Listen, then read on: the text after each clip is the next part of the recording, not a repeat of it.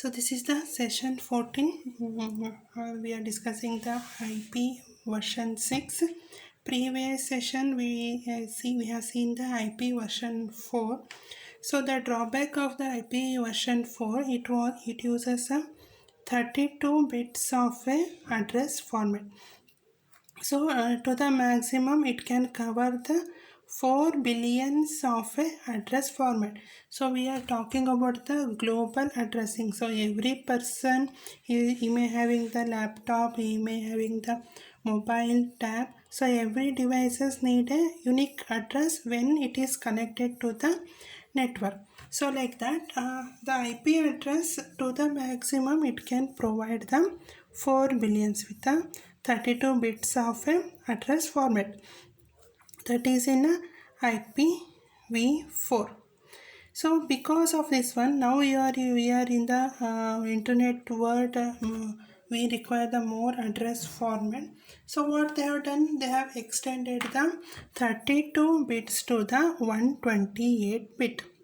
So the simple example I can give you is the earlier LAN number we were using only the 1 2 3 4. Okay, to the maximum 4 digits was there, and then they introduced the 5 digits were 1 2 3 4 5 digits of a phone number. Why? So when we increase these digits, we can provide the maximum phone numbers. That was the thing. So here also, when we increase the bits, we can provide the maximum address format. Based on that concept, the IP version 6 was introduced. The IP it provides a 128-bit address space. So it can give you the address of a 3.4 into 10 to the power of 38 nodes. So compared to the 4 billion, this is the maximum address it can provide. So here also we can see the some prefixes and where it is, how it is used. So if the prefix is 000 means it is unspecified, it can be used for anything. 0001 means it is a loop back kind of a use. 111 means multicast address, everyone can be see this address. And 111, this is the link local unicast, and if anything else means that is the globally unicast address. So if we are using the address, that is a globally unicast address. Our main is to this one, every device is to have the globally unicast address, IP address. So here the address notation here will be in like this. So 128 bits means it is divided into the totally 128 bits. It is divided into the section 1 2 3 4 5 6 7 8. So 8, every it will represent the hexadecimal representation of a 16 bits. So here 16 bits, 16 bits, 16 bits, like this, totally 128 bits. This is the address format. So example 1 here is the like this. This is the hexadecimal number which is represented in the 16 bit. So this one 47 CD we can represent in the 111 like this. To the maximum 11 means to the maximum of 16 bits. These are in hexadecimal numbers. This is the one of the example. Okay, and another example 2, the large, if the in between, if there are a large number of zeros are there means that zeros can be omitted like this. If in between large zeros are there, those zeros can be omitted and it can be written in a space. So in between it is understood that to make a 128 bits, so in between here I can add a zeros. If there is a double dot is there, in between we can add the what? The zeros. That is a in between zeros can be added.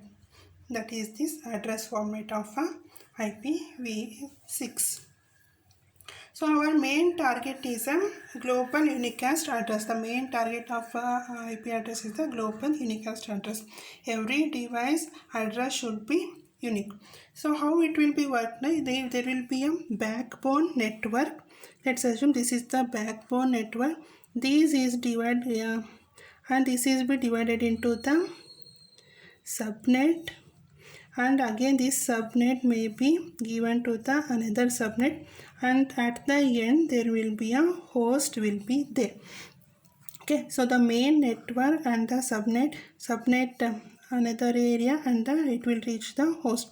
So these all address information should be carried in the IPv6. How? Like this. Okay, register ID, provider ID, subscriber ID, subnet ID, and the interface ID. So the main provider ID, subscriber ID, who will provide these all information? The backbone network will provide these all information. And as we seen in the IPv4, here we have an IPv6 packet header format. So version, traffic class, flow label, these are all the different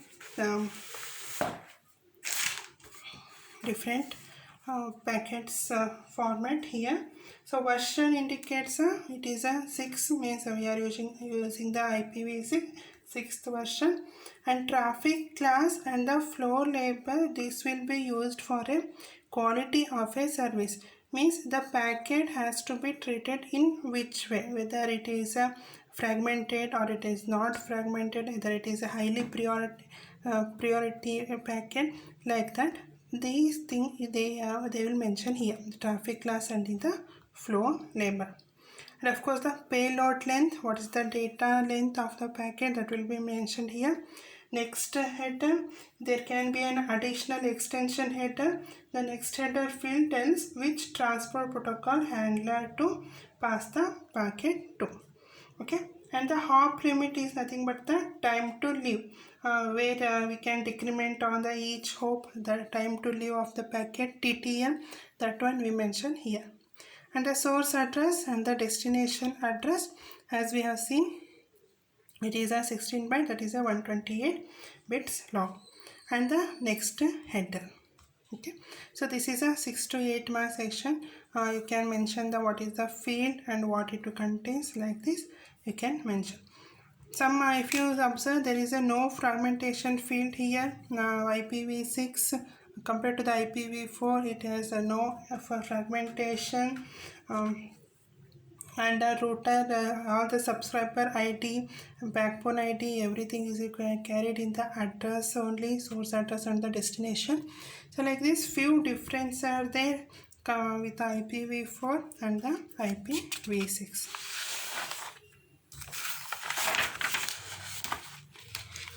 So the next topic under this one is a network address translation, that is a NAT. So what happens now, we think of the any 4 to 5 years back, we are using the IPv4 only, where address bit was a 32 bit. This is enough for us. Okay, but nowadays many devices are there, we are shifting to the IPv6 format, that is a 128 bit format. So what happens, certain corporation organization, they don't want to extension the address format, they want to fix to the IPv4, but when they want to communicate with the other corporation that publicly, so that one, that shifting process, it may be difficult. So for that purpose they introduce the network address translation. Okay, so what is this main idea of this network address translation is, all the hosts that might communicate with each other over the internet do not need to have globally unique. Instead, a host should be assigned a private address that is not necessarily globally unique, but it is unique within some more limited space. Okay, so this may host within this corporation will be enough. So consider this example. within a corporation, as long as the host communicate only with other host within the same corporate, so the locally unique address is sufficient. But when it wants to communicate with the other corporation which is away from this area, so then it will use the public address. So if it should wants to communicate with the host outside the corporate network, it uses via the NAT, network address translation. So what it will do, this private address it will convert to the global address, means which I want to pass it to the particular host, that address it will be convert. Okay, so what is a network address slash is nothing but a box which translates a private address to some globally unique address that is assigned to the NAT box. Suppose within a corporation I am using the 10.015 and here I want to communicate with the 0.6, means 10.0.1.6 means this will be the enough within this corporation. But this 10.015 wants to communicate with this host, only this address will come to here. This private address will be converted to the respective globally unique address and that will be translated to this one. So this is the only network address translation which converts private to public. So why means because of this. When I don't want to switch to complete IPv6, see this is the 32-bit here, whereas this one is the 128-bit here. I don't want to completely shift to the IPv6. I want to manage within this 32-bit and 128-bit. So NAT is a solution for that. Network address translation is the solution for that. So of course it has some drawbacks. Drawbacks means no globally unique address. No global unique address is there. There is no public address to which to send connection request, and of course no security. So some mismatch may happen, security problem may happen. So this is some drawbacks. So of course completely shifting to the IPv6 is the only solution to for a time management or with a cost of translation. When we think of all that, this is the alternative.